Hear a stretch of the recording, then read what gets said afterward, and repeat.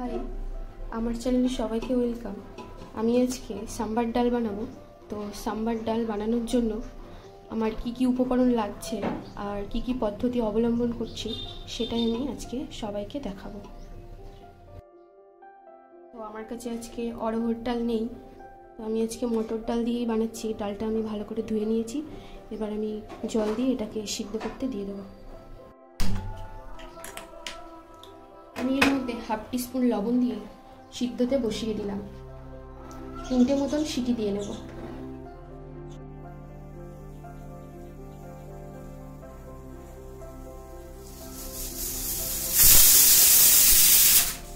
এখানে আমি ইডলি বানানোর জন্য 1 কাপ সুজি নিয়েছি,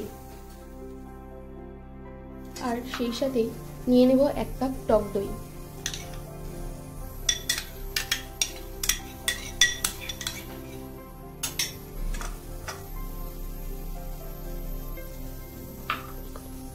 রেখে দেবো। এটা ভালো করে মিক্স করে নিয়ে কিছুক্ষণের জন্য আমি এটা রেখে দেবো। আমি এখানে অ্যাড করছি হাফ টিস্পুন কালো সরিষা,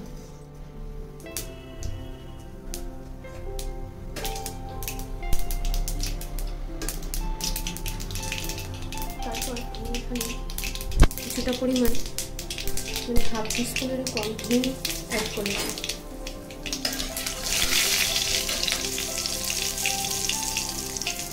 তারপর কারিপাতা দিয়ে ভালো করে নাড়াচাড়া করে নেব মিডিয়াম টু লো ফ্লেমে।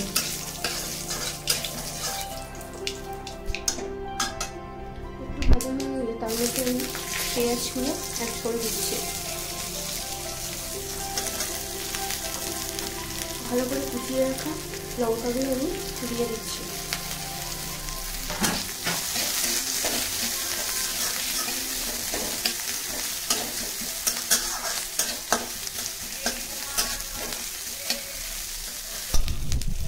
পেঁয়াজগুলোকে এই অবস্থায় রেখে আমি একে একে করে সবজিগুলো দিয়ে দেব। প্রথমে আমি দিচ্ছি কুচানো বেগুন, আমি আগে থেকে কেটে এগুলো ধুয়ে রেখেছিলাম। তারপর দিয়ে দেব কুমড়ো, তারপর দিয়ে দিচ্ছি গাজর আর ক্যাপসিকাম, তারপর আমি দিয়ে দেব কুচানো লাউ। এগুলোকে আমি ভালো করে কষিয়ে নেব। একটু ভাজা ভাজা হয়ে গেলে এখানে আমি অ্যাড করে দিচ্ছি স্বাদ অনুযায়ী লবণ।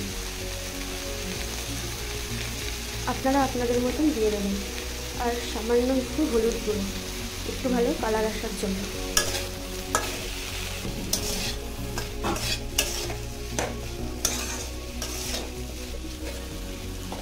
তারপর আমি এখানে অ্যাড করছি তেঁতুল জল।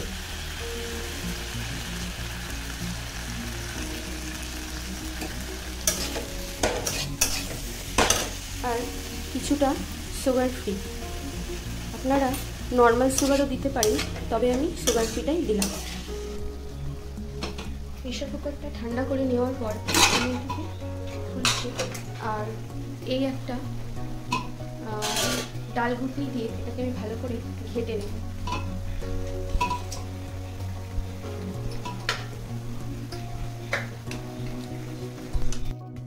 আমি আরও একটু জল এখানে অ্যাড করে দিচ্ছি, আর প্রেশার কুকারের আরও 4টে সিটি দিয়ে নেব আমি।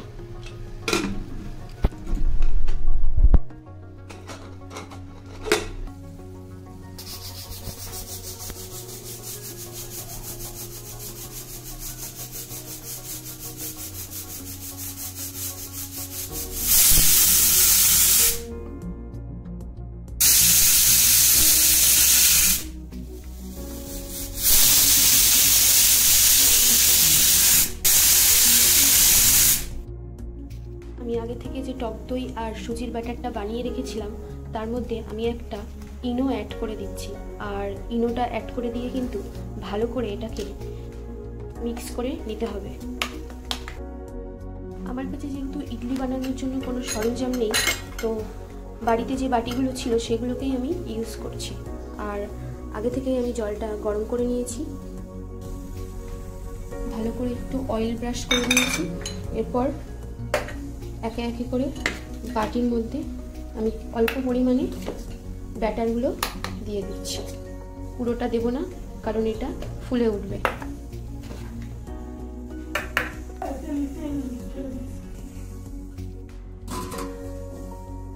গ্যাসের ফ্লেমটা মিডিয়াম রেখে আমি এটা ঢাকা দিয়ে দেব।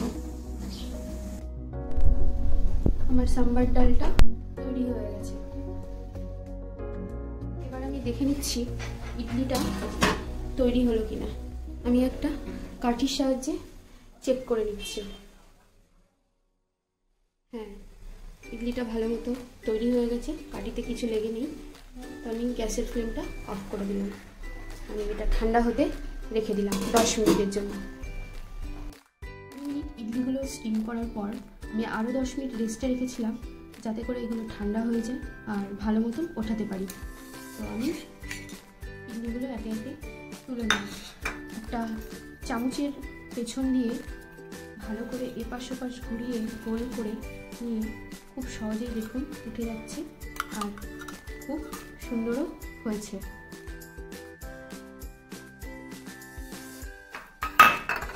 ডাল ইডলি আমি বাদাম চাটনির সাথে সার্ভ করেছি। এই হয়ে গেল আমার আজকের রেসিপি। আর ভিডিওটি ভালো লাগলে অবশ্যই একটি কমেন্ট করবেন, শেয়ার করবেন আর আমার চ্যানেলটিকে একটা সাবস্ক্রাইব করে দেবেন। আর বাড়িতেও এই রেসিপিটা ট্রাই করে দেখতে পারেন, খেতে খুবই সুস্বাদু।